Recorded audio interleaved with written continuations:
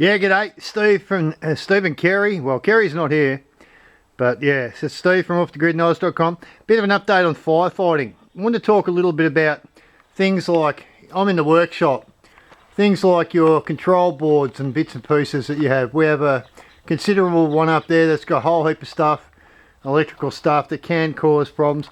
What we have as far as firefighting goes, you might not have insurance because you're illegal or you've built, let's say, just outside the limits of compliance.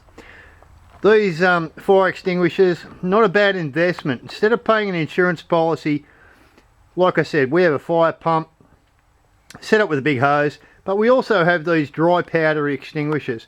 A big one like that, look, it runs you about 70 bucks, 80 bucks.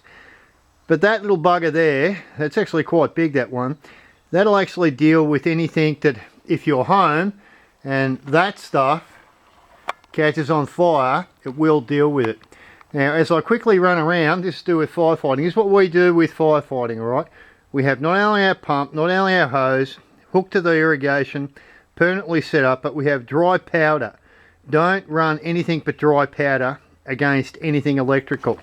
So anyway, as he moves around, getting close to the end of the evening in central Victoria, sun's going down, I can't blind you, but I've got to do this walk around just to show you that I actually do what I say. We're at the flat. This is our little flat, little self-contained flat. Down here right outside the door, guess what we've got? Another small dry powder extinguisher. Just sitting right there. Because there's a wood fire inside, and we may have family staying here, look, these things are about 25 bucks. Well worth it, alright? Dry powder again, so it'll cope with anything. Moving around. Oh, you're gonna hate this, don't you? I'm trying not to bounce the camera, but hey, it's freaking hard. Hydroponics are going good. Been a good day today. I'm actually going around to the kitchen. I hope I can see it. Turn the lights on. Hey, we got lights because we've got 12 volt.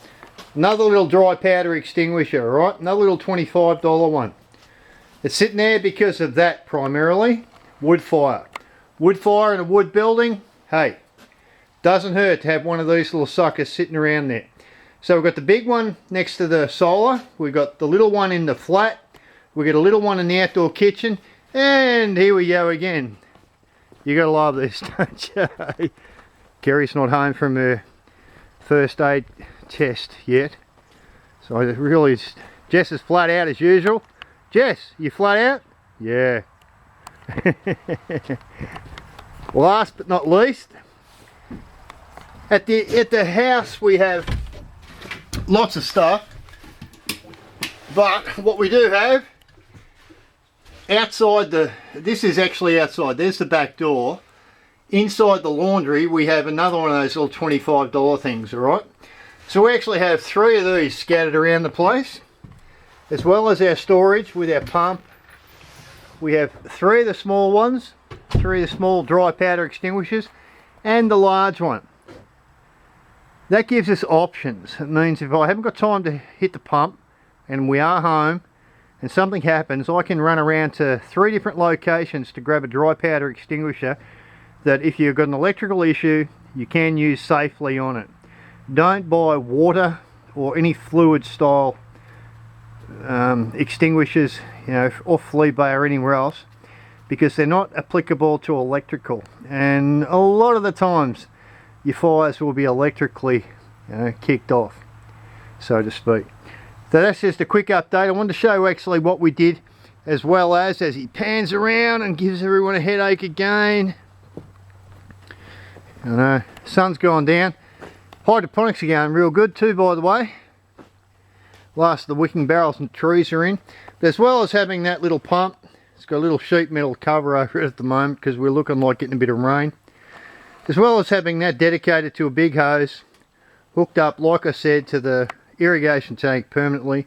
We have a number of, and I mean, wherever you have a fire risk, I think it's wise to have a fire retardant. Now, you could have a blanket to throw over things. Buy some pretty good fire retardant blankets that you can bury things in. But if you're not paying insurance because you don't comply, Hey guys, I'm encouraging you to take a little bit of your hard earned and spend it on a little bit of equipment. It might just be some dry powder extinguishers. They're not that bad. And if you think about the money you save in insurance, we probably should be paying here, oh look at that, not too bad, sun's going down. We should be paying, you know, $1,000 a year or something bloody ridiculous to insure. But because we aren't exactly compliant, we sort of avoid that. Alright, so I take reliance and the responsibility for my own firefighting on my own. Alright, I deal with it myself. And that means you might want to spend just a couple of $100 on a few of these dry powder extinguishers. Put a big one, a reasonable one, near your electronics, near your battery bank, near your control board, not on top of it, because if you have a fire, you don't want to have to fight your way past the flames to get at it. You need to have it about 10 feet away or something ridiculous like that. But yeah, in the outdoor kitchen, in the flat over there, at the workshop, on the wall, in the laundry outside the back door, little bit of insurance, right? Just a quick update. Hope you had a good day. Hope it was productive. Hope you're smiling. And I've got to actually go inside and light the fire now. Kerry will be home soon from her big first aid test. Ooh. I might be sleeping in the flat that I just showed you if she's not in a good mood. I'm joking. Well, actually, I'm not joking, but yeah. Good day in Central Victoria, in the Highlands.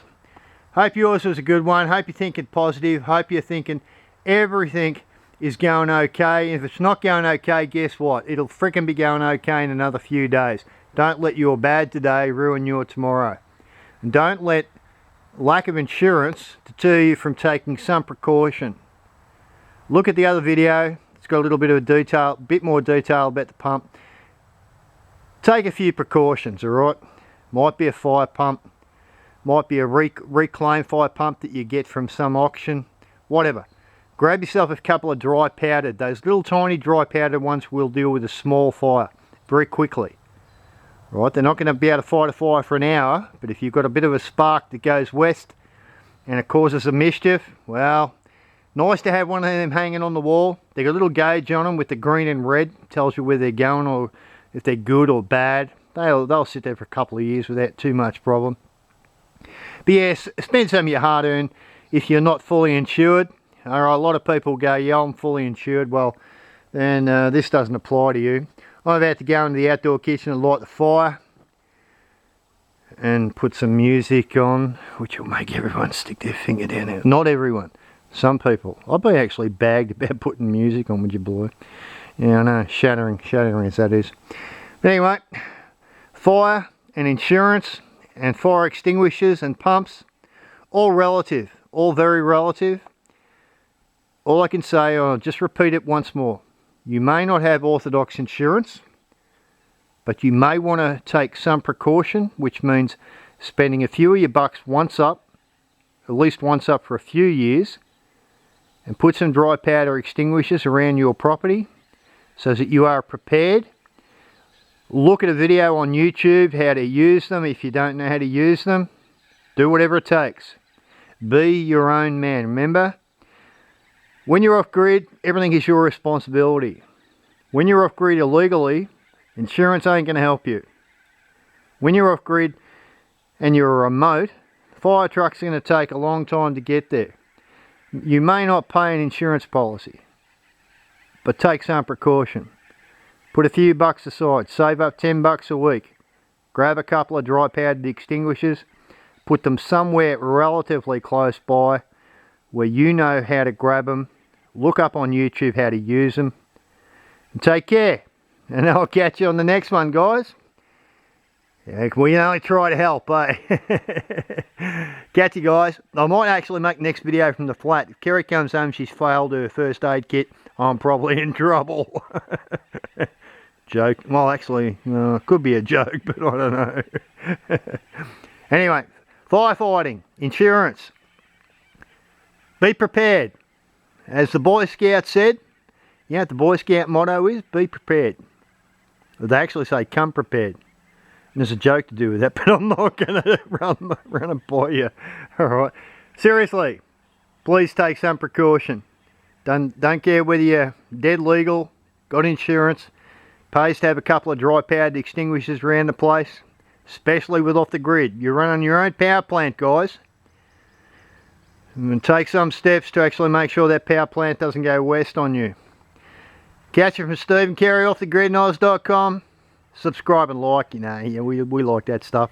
We'll catch you on the next one. Bye.